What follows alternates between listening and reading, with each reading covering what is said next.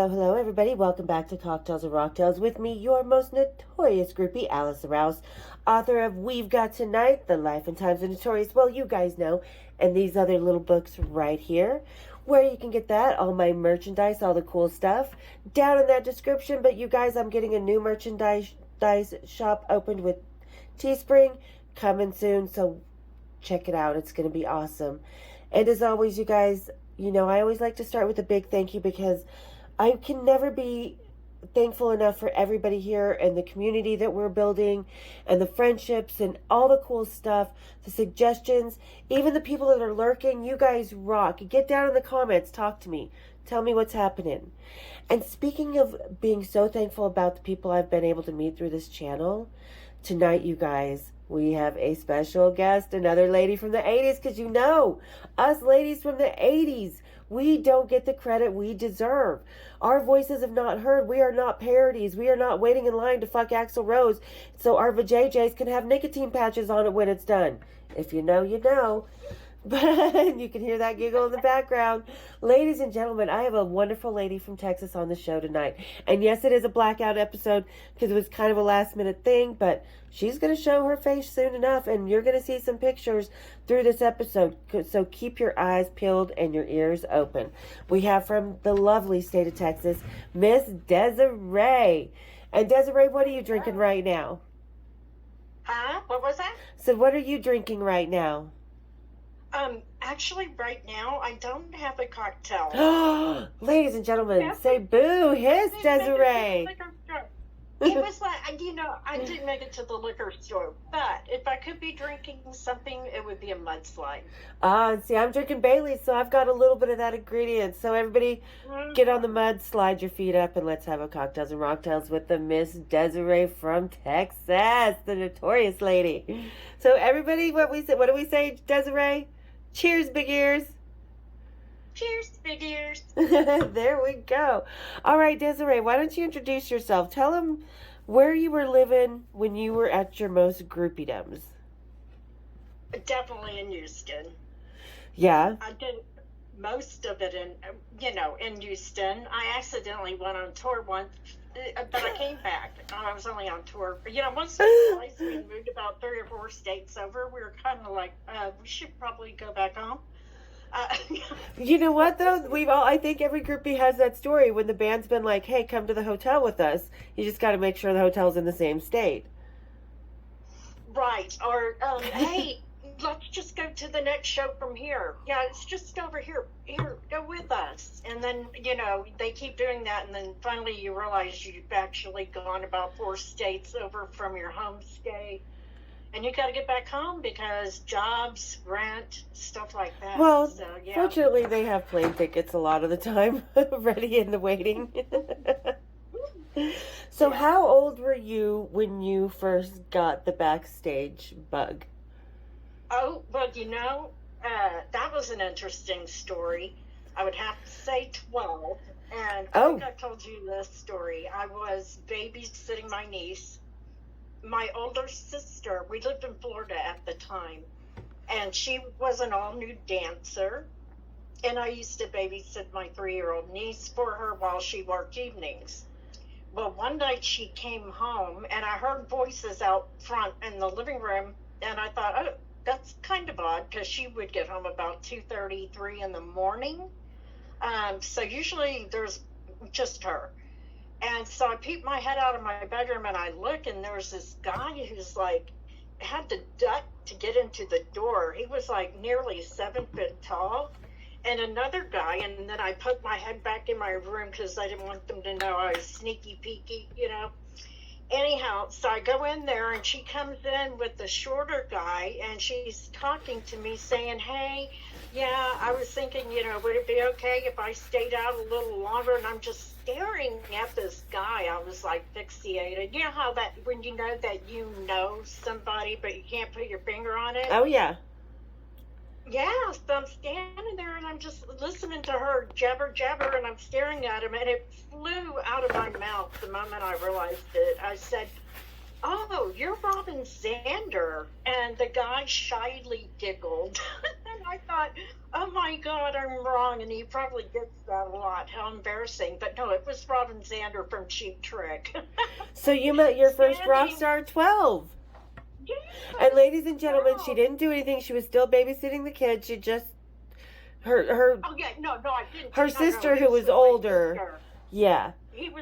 She was old enough. I wasn't, but yeah, she left with him and went out for the rest of the evening. And then I think it was the next night or 2 nights later, we had a backstage passes. So that was my first experience going backstage. It was to Cheap Trick in Florida, and I was 12.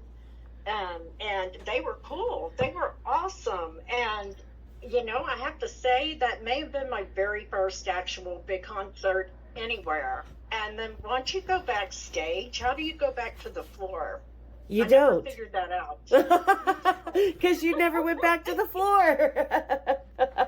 You don't go back. Once you're sucked in, you are sucked in. There's no other place you'd rather be. No, I was too young to drink and all that, but I noticed they had a bar back there. Everybody was just chill, hanging out, great time. You could see I stood on the side of the stage. That's where I gravitated to, my future position, and just sat from the side watching them play. And I thought, oh my God, this is the best view in the house. Right? It was. Yeah, it's almost like you're on stage with them, but you're moved far enough away that nobody can see you that well. And you have better than front row because you're not squished up against that metal rail, like some other wannabe quote-unquote groupies are like, somebody's got to support the front row. Yeah, we call them fans. And nothing wrong with fans. People are awesome. Our rock and roll community, we come together in that arena no matter where we're standing. So much love and respect to them all. Yes. But I'm 5'2", and I stayed that way. I'm not very tall, and I'm not wearing really big high heels to a concert because that's going to hurt. So I just need to go backstage or I'm not going. I totally agree. Marie said the same thing. She's like, I had to make sure I was going to be backstage. I was not going to go to that concert. And I think that's a lot of our attitudes because, again, we owned the night and we chose how the night went even before we even left our houses. Oh, yeah. Yeah. And that spoiled me from the get-go. I mean, you shouldn't start there, I guess. You know what I'm saying? You should learn what it's like from all parts of the audience. But for me, I didn't get that. So I got spoiled the first time out. And after that, it's like, I'm going backstage every show, or I'm sitting home because I'm not going to get crushed. I'm not going to be standing behind people. I can't even see the show or see what's going on. So yeah. So what was your very first band or musician that as you grew older, as we do, what was your very first band that you kind of hung out with and wanted more with, or wanted more from you? Oh, let me think. Well, there were so many. Because Desiree is a dark-haired beauty. Like, I'm trying to think in order. Let's see. Because there were some that, I didn't want them and they didn't want me. That's for sure. I mean, it wasn't like that. I think when we were 14, me and my future groupie sisters, we were just kind of like Rick Springfield was in town, and I'm so jealous. Wanted him, but we wanted to see what it would take to get to him. It's just kind of stupid. We were bored little teenage kids. But was it really stupid, or was it just you being sucked even further down into the rock and roll rabbit hole, like you said? Oh yeah, laying down the groundwork for later, because that's what it turned out to be. We were kind of like circling the summit in Houston and trying to look for where's the backstage area door, all this. And then before it was all said and done, we ended up at Stoper's Hotel, which is right next to the summit. And we got lucky because they happened to be there, or he happened to be there. And where do you think we found him? The hotel bar? In the bar. Ha! Like we always say. And ladies, you can still find the goddamn band in the fucking hotel bar. because that's where we are all gather. It's like you're hearing Desiree. It was just her natural instinct to go there. That's what it is. When the guys walk into the hotel, if they pass that hotel bar, they're rubbernecking as they walk by. And yeah, to be fair, though, being that we were underage, we weren't supposed to be in the bar, and we weren't going to go look there first, but the door guys, let me tell you, if you're going to get into this lifestyle, get to be friends with absolutely everybody, because you don't know who your next tip is. And for us, that night anyway, and for a few other adventures, it was the guys working the door at the hotel. They will tell you, yeah, they're here. No, they're not here. Or they're up at the bar. Exactly. It was to the bar. Yeah. Exactly. So, like in the early days, the bands aren't checking in until 1 o'clock in the morning. They're coming from Denver, this and this and that, because they were at the sister hotel. And yeah, I mean, she's so 100% right. Desiree is 100% right. Everybody has their little nook and cranny and reason about your night of rock and roll. So she's right. Be friends with everybody. Oh yeah, and they can save you hours. Well, see, you had it made where you were, because you said in the book there's that one circle of hotels, and you could just hit all of them quick. Because they were all right by the Salt Palace. Do that in Houston. Yeah, you're not going to do that in Houston. No. There's a hotel everywhere. You could be for hours just trying to find the one they're at, and they're not in a big circle either. They're laid out all over the city. So having that indoors, insider was priceless, because there was times like when, what was that band called? Three-piece band, Sting. The Police. Uh-huh. The Police. Yes, them. See, now while Desiree was doing all this, I was sitting home wanting to hang out with the Police while she was getting to them. No, yeah, well, and that was another example of us. We were still too young, and I didn't want to be with any of them, but we were in the, what would you call it, that stage of infatuation of, I need an autograph, and we didn't have cell phones. We didn't have cameras on our phones. We weren't really going to have a camera to take a picture, but we got because we had already met the door guys, a couple of other times and got friendly with them. We were able to walk up to the hotel and go, hey, are they here? And they're like, yeah, they're staying here. And we're like, cool, and so we were actually waiting around in the lobby thinking that they would come through, and their manager came up to us, and he was like, oh, what are y'all doing? We told him, we were kind of hoping to meet the police, and he recognized we were really too young, so he went up there, up to where their rooms were, and got autographed pictures for us that were all autographed. And then he said, do you ladies have a ride home? And we were like, yeah, we brought our car. And he goes, okay, I'll send the limo home. He was going to send us home in a limo to make sure we got home safely. Because that's rock and roll. They take care of their girls. Yeah. Well, or their family. Their family, period. Yeah. Not just their girls. Yeah, see, I didn't even get to meet the band, really, technically. And we were happy with the autograph pictures. That's what we were going to ask for. We weren't the kind that walked around saying, oh, we met such and such, or we met. It wasn't about that. It was more like kind of a little challenge and a game at that age. You were playing the band game, like I say. There's these, and like you were doing, and I talk about this in my another recent video. It was an education into our rock and roll experience, that these little steps we took, and the people we became friends with, and that we had to figure out everything by our instincts alone. We didn't have cell phones. We didn't have internet. We didn't have social media. We didn't have their tour itineraries readily available, and it's crazy because the girls these days have all that available, but they don't use it. Right.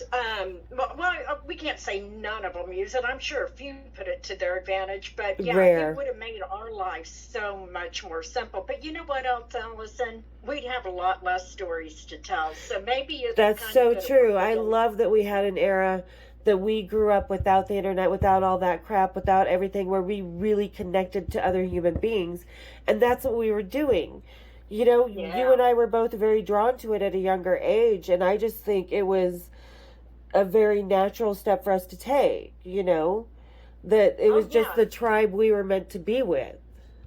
Oh yeah. It's like for me, how would you put it? To see a very talented musician, it's almost like a what do you call it? The little beacon light. It The just glows so lighthouses. pretty. Oh my God! I was actually one of the things I filmed earlier was reading the last chapter of my book, and I describe it like that.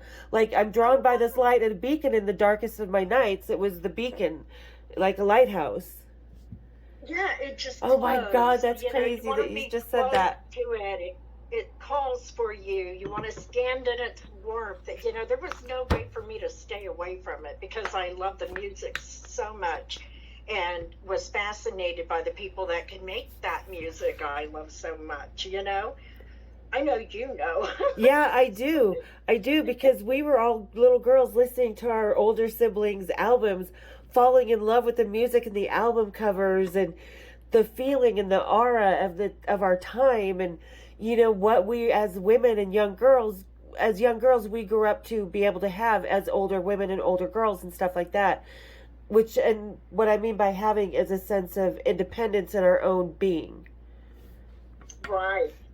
Um, but you know, I have to say, even at that age, I mean, none of me and my girls anyway that we hung with, we weren't thinking of getting any of them in bed. That never even crossed our minds back then. No, It was no, all it just didn't until it actually first happened, and I was like, "Whoa, okay," because I'm maturing into my own womanhood.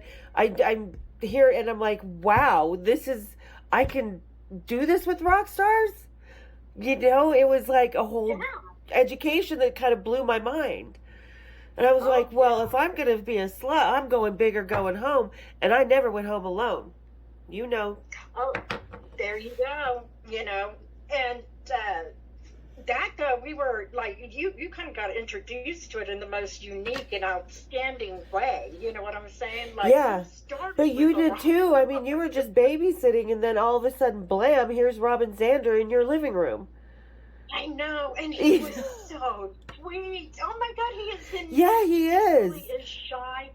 And my dumbass, I had like all these, teen idols on my wall. I had Scott Baio up there, and oh my Oh, I God, had what Sean a Cassidy. disappointment how he went in life. But I Yeah. had them all.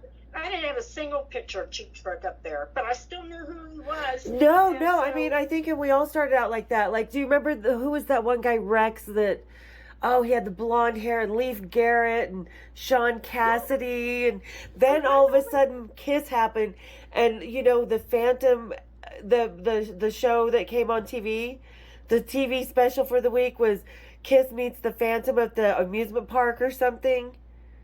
well, see, I never cared for Kiss. My two little brothers loved them. But Oh, that's they where would my not stop musical playing. experience expanded, was in my brother's room listening to his albums, and he had Kiss and Meatloaf and Boston. And then when Duran Duran hit the scene, all of us little girls went fucking insane. You know, I didn't. Who was Why? No, I was already into Def Leppard by then. I was already on that path. Well, Def It's Leppard was like, coming around, and that kind of brought us that new wave of English music, not just British heavy metal, but the new wave, and all the English guys, like, and I've said it before, who were the musicians that got the most laid in the 80s? The English ones. oh, probably because they're, you know what though, the ones I've met anyway, they're so polite. You know, they don't remind you of the good old boy. Watch me be an asshole in front of my friends and treat this chick like trash. They don't. They're always so proper and sweet and nice. So I could see why they would. That and the I mean, accent. huh? I said that and the accent. Oh, the accent. Because girl, are you kidding remember me? the 80s was everything heavy metal, everything British, everything British. Yeah, and so, I didn't do the Duran Duran thing. I liked a couple of their songs. I didn't have a crush on anyone. I thought they were cute, but no, I was all about my Def Leppard at that age. I had actually known who they were and had their albums before they went out on MTV with Photograph. So, And then once they did that, they became so popular. It's like, oh, you're kidding me. I have to fight to get to them, you know. See, Bon Jovi was so easy for me because they So weren't famous yet. tell your Bon Jovi story, because I think this is Oh the my first God. rocker that really just was like, "Hey, little girl." Okay, everybody get a pen and paper and write down Desiree is the dumbest groupie in the whole world. No, Yes. you're not. Oh, girl, I am, though. I mean, okay, so back right when Bon Jovi, they had two songs that were kind of getting played. It was Runaway and that one, She Don't Know Me. They were not a household word yet. And they, they were just starting to get out there, but they were touring and they were coming through Cardi's. And if you're from Houston and you know the 80s, you know Cardi's, okay? We all went to Cardi's. And they were playing there for $1. And I went with two of my guy friends. And we get up to the show, and it's starting to get a little packed in there. And I'm up at the front of the stage because I figure, if this thing gets jam-packed, I'm not going to be able to see anybody. So I'm getting up close. And one of the band guys, not the band guys, the road crew was running around doing wires in front of me, and I started talking to him. And he said, "Hey, come up here." And he grabbed my hand and he pulled me up from the audience. And just as he did that, all these girls around me started, "Oh, I want to go. And I'm like, "Do you want to go? I don't even know where we're going." So he, trots me across the stage and out the back door and onto the bus.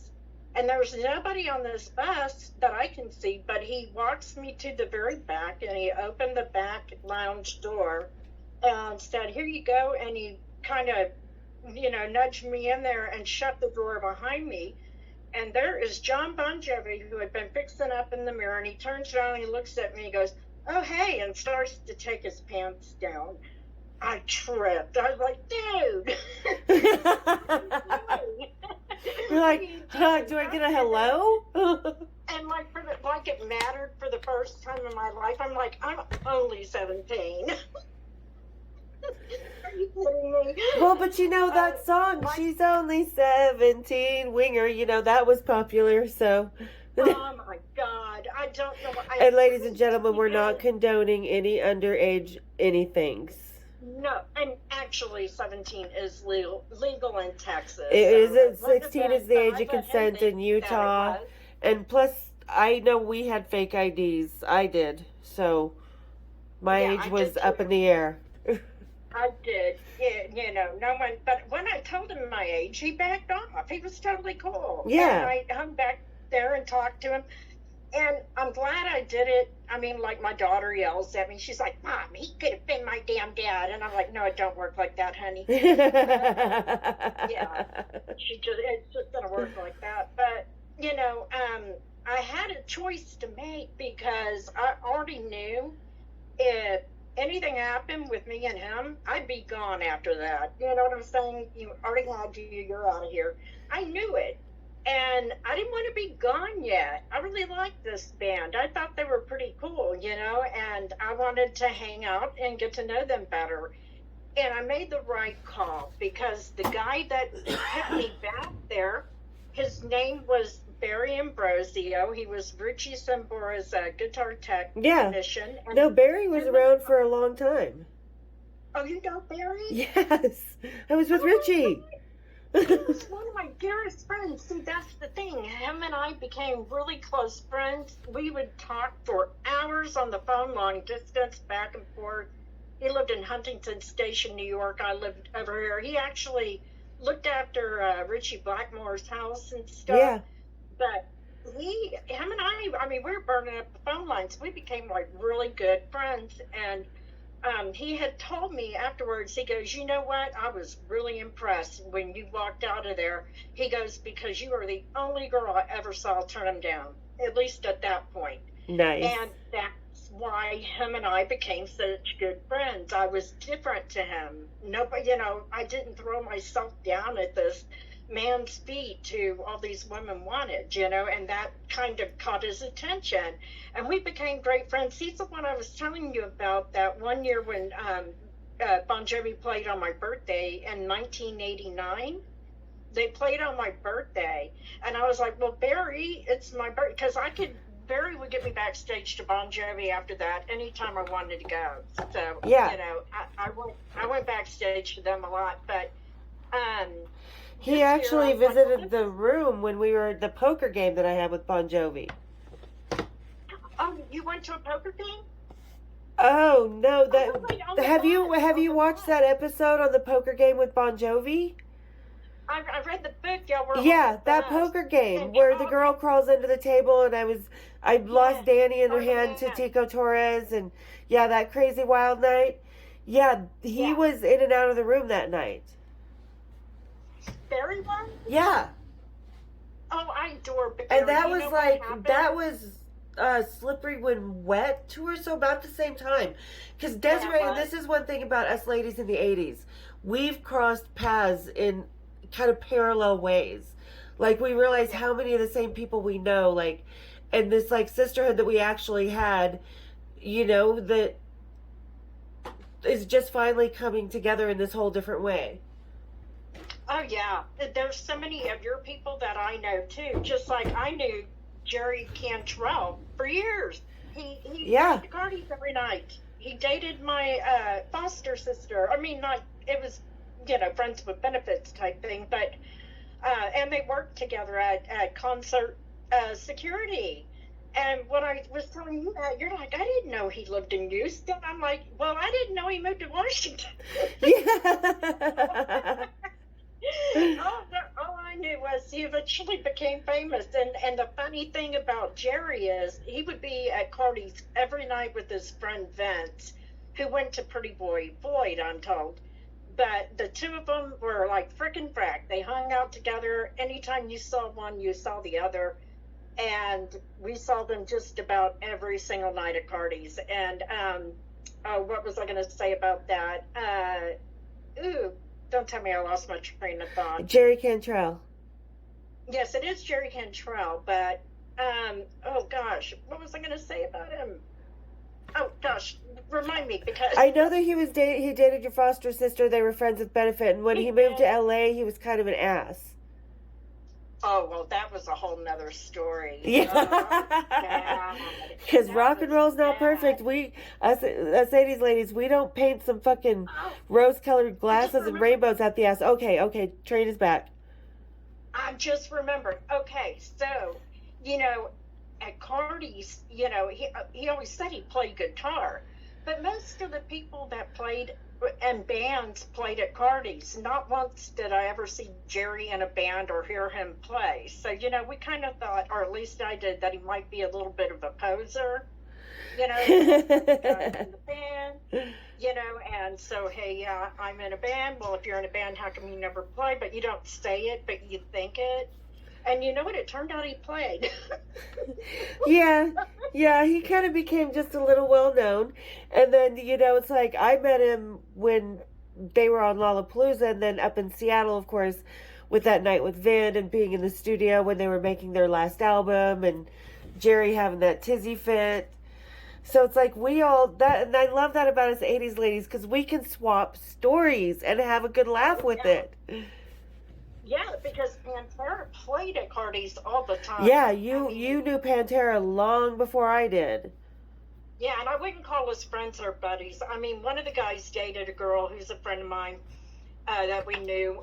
But, I didn't have any interest in hanging out with them. I worked at Cardi's by that time, and at the end of the night, when it was time to go, we went home. Yeah. Because this place isn't, if you're a waitress there, it's kind of sucky, because a lot of the rock and roll crew can barely afford the beer they just ordered, so they don't tip. Just kind of working for free. Yeah, because Cardi's where a lot of good bands out of Texas, started up. Like you said, Jerry hung out there. Pantera played there. A lot of other Texas bands played there that never made it, that were good musicians. I even know what it is, and I've never been there. I wish that Cardi's had stayed open. Cardi's was the epitome of the perfect rock place. It was big enough to accommodate, a reasonably sized concert, but yet small enough to be an intimate fun bar. It was like in that middle range, and I met a lot of bands there that I didn't even want to meet. They just happened to be there when I was, but like, oh yeah, your guy, David Lee Roth, he came in with his ego and a big thing of security guards following him around, and it's like, dude, you're not that important here. Yeah. Don't worry, you're safe here, David Lee. Yeah, nobody's after you. Yeah, we've had better through here, hun. But yeah, he was there. That's just one. Gosh, the story about the Romantics. They played there one night, and at the end of their show, and mind you, I wasn't even paying attention to them because it's not one of my favorite bands. I'm one of those. I get like a couple of people I really like. And to hell with anybody else, you're just extra. If I run I slept with the bass player Romantics. I admit it. I slept with the bass player of the Romantics, Mike, because I was bored. See, and that's okay if you want to. And I can't even tell you what he looked like, but I know that I don't remember either. You don't either? He was on top of me for hours, and I don't remember. Oh my God. Hey, not every rock star remembers every groupie they've been with, so I'm allowed. Yeah. I mean, in reality, you're allowed to do anything you want. I was having a blast. I probably dated, half of who I dated was a lot of the local bands too. We had some really awesome fucking local bands in Houston, some really talented people. Yeah, a lot of talented people in Texas that never made it big. A lot of really awesome musicians. Oh yeah, definitely. Definitely. So, I mean, it could go either way really. And a lot of them that you date, just like my sister, my foster sister, she dated Jerry Cantrell, and he did make it big. Yeah. And if we had been dating anyone in Pantera, they made it big. But you still were hanging around Pantera, so you saw them in their early days. You saw Vin when he was working at fucking McDonald's supporting that band, Oh, I didn't know he worked there. I just that one of the guys, I want to say it's that guy you don't like, Rex Rocker was his name. Rex Brown, the bass player Pantera, that douchebag and a half? Well, I knew him as Rex Rocker. Probably, yeah. Yeah. Okay. I think he's the one that dated my friend Vicky Morale. Cut that last name out. But okay. La. Where are we at? 32. Okay. Yeah, I think that's who she dated. And I do know that every time I would go to the bar to get a bar order and he happened to come up to get a drink, if one of us saw the other, we'd be like, well, hi, pumpkin, in this God-sickening Texas drawl that we would make fun of together every time. And I can't remember how we got on that kick, but it lasted. I mean, like, if I saw him today, I'd probably do it again if I recognize him. Yeah, you do that so you get his attention, and I'll kick him in the balls after you can't call him over. I'll finish the business. Okay. That's the thing. I wonder what kind of person he became after that, because at the time that they hung out at Cardi's, of course, they weren't famous. They played from what was it? I think Sunday night till they play a week at a time. So it was Pantera that was signed up. They play all week long, and they did that countless times. So they definitely weren't big yet, and I never heard anything negative about that guy then. Well, things change over the years. I just watched that band fall apart, and it kind of became two camps, and it was, the Vinny and Dime camp and the Rex and the, what do you call him? Phil camp. And Rex wrote a book about his life because Rex never made much money. Vinny helped him invest his money. He gave him a part in that strip club that he owned down in Dallas, the clubhouse and stuff. And the way he thanked him was in his book saying, yeah, Vinny never got laid because he was the ugliest and most awkward and the stupidest band member we ever had. It was just so completely douchebaggy to him and low blowing him. And it's like, listen, dude, I was there. No. Vinny got laid way more than you did. And he's behind this money hungry grab for what this fucking fucked up piece of shit going on with Pantera today is. You know, because Rex and Phil needed the money. Wow. But, you know, I mean, they seem like the nice old, good old boys, Texas good old boys back then, you know, I mean. Back then, they all were. Yeah, and I think that sometimes success can really divide people like that. No, it does. Their values shift, you know, in the beginning. A band is about, let's get heard, let's build a following, let's get our name out there, let's try to get a record label. Then after that, their focus can shift. And if you've got that loyalty, like you see in bands like Bon Jovi, they really did have a loyalty like brothers. Or Queen, and Queen got an equal, because another thing that fucks the bands up, and Jerry Cantrell is, people don't realize that Jerry Cantrell wrote most of Alice in Chains' songs. So he gets the most royalties because he's the writer of the song. You know, and Phil got a lot more of the royalties, but then so did, you know, I mean, so, and the bass players, as we know, rarely get a huge amount of the royalties unless you're someone like Nikki Sixx. You know, even John didn't get a huge amount of the royalties, and The Who had a lot of his songs on the albums that were good songs and bigger hits.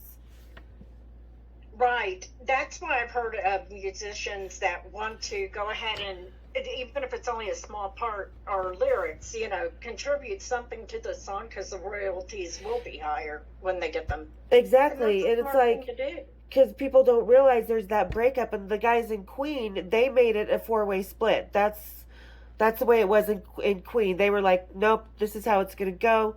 We're a 4-way split. And that's cool because that doesn't come in between.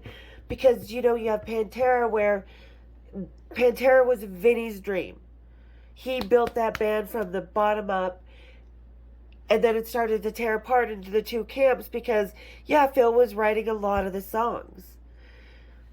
But this is Vinny's band, and he's not getting the credit for it that he should be getting, he felt, you know. So there was, and plus the heroin, plus this, plus that, you know how it goes. So many things come in between. Yeah. Anything I say, let this be rumor, but we have heard that even those sort of dynamics began to put a crack in Bon Jovi between John and Richie. Oh, yeah, no, I saw that firsthand. And these guys had a brotherhood. I saw it firsthand. They were like a brotherhood. Yeah. You know? And even with the whole groupie thing, when I first met John that night, I got locked on the bus. Yeah, he was already dating his girlfriend that he's married to now. Oh, Dorothea, yeah, no, when they came to Salt Lake City, when I first met them, John and Dorothea had just eloped in Las Vegas like 3 days before. Oh, wow. Yeah. So, yeah. But they had that thing of, you know, what happens on the road, we don't talk about it at home. So it was to cover, you know, I'm sure in some situations to cover up things that they don't want the girls to find out. But I didn't want to be a part of that. You know, when I found out afterwards from Barry that he's actually got a girlfriend waiting for him, and they called her Dottie. Uh-huh. Yeah, and I was like, oh, he does? And he was going to do that with me on the back of the bus. You know, I might have been young, but I was still like, I don't want to get involved in that because I actually do believe in karma. No, exactly. People don't believe me when, you know, they try and throw on me that, oh my God, she never cared about the wives and stuff. First of all, in the 80s, we were all too young to have significant other spouses. No, there were no spouses around at the time. And I was like you, once I found out there was someone at home, oh fucking no. No, because I'm not going to be just another jump off. You're not going to forget me because I turned you down, just like you did with John Bon Jovi that night. Yeah, and yeah, I mean, there's that sense of I don't want to get involved in playing a part in you hurting somebody else, but Oh, And of you do course. have the wives that have the arrangement, so I mean, I have seen people date men that were famous that the arrangement was the wife kind of knew that that's what was going to go Well, on when and they were home supposedly and stuff. John Bon Jovi had a longtime mistress on the road. Oh, he did? Supposedly, this is what I've heard. And see, I know his brother Tony, who's a roadie. Tony worked for like MC Hammer, Aerosmith, Bon Jovi, obviously, other bands and stuff like that. So Yeah. I knew him, and I haven't seen him for 1,000 years, since probably my Vegas years, unless I've run across his path and just not known it. You know, just not seen him on that tour. But yeah, I mean, that's supposedly, and this is from other groupies as well, that no, John has never been faithful, and that goes down to this is why I never married a rock star.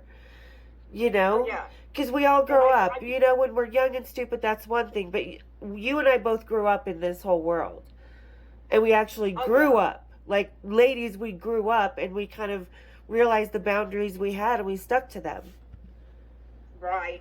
Yeah. And the thing is, I think his wife, in John's case, is very aware that he wasn't faithful during those. I mean, maybe after marriage, I don't know. But I think No, this she is knows after that he marriage, had. about the longtime girlfriend, the road wife. Wait, I know about Diane. Isn't it Diane Lane or something that he dated? But they were broken up. They did break up for a while. Him and Dorothy. No, this was after, and it wasn't Diane. It was just some woman that she had her own life, her own thing, and they just hung out on the road. She was kind of the road wife. Oh, okay. Well, Yeah. I didn't hear about her, so I don't know when that happened. But I do know that him and his girlfriend, who's now his wife, they were broken up for a while. He did date a famous actress. Yeah, it was Diane very Lane, popular. because I think that was right after Diane Lane, because she was dating John Taylor of Duran Duran as well. Wow, it's like She was hop around. gorgeous, though. Yeah, but she was gorgeous, and hell, if she could, why not? Well done her. Right. She got the Well, I men she heard- wanted, that everybody else wanted. Yeah, I heard that she started paying more attention to Richie Sambora, and I don't know that to be a fact. Well, considering knowing the size of Richie Sambora's dick, and from what I hear about John Bon Jovi's, I can see why. Yeah, because even Barry told me that. He was like, all the girls go after John, but Richie's the one that's well hung. Thank you. was like, I have got that radar, big dick radar right here. It's like ding, ding, ding, ding, ding. Yes. So apparently he was the real Casanova. He actually did kiss me on the bus, but nothing, just on the lips. Because I gave him a guitar pick earring, and it was like the guitar pick. It had a hole drilled in it, and then you take a guitar wire and you make it into a hook. Oh, And I so just you're put wearing- it in my, I had hoop earrings, and I would just take a hot needle, and I still have Tesla's picks on that earring somewhere, because I had a bunch of Tesla and Def Leppard tip. So whoever was in town, I would take their guitar pick and put it on that specific hoop earring. Oh, how cute. Oh, that's really neat. But I gave him the one I was wearing, because it seemed appropriate. And he's like, oh, thank you. And he bent me over all, like, fancy and gave me a kiss on the lips. I was like, okay, well, that happened. That's awesome. Yeah. That was the funny, though, because, like, I was allowed to do whatever I wanted from a very young age.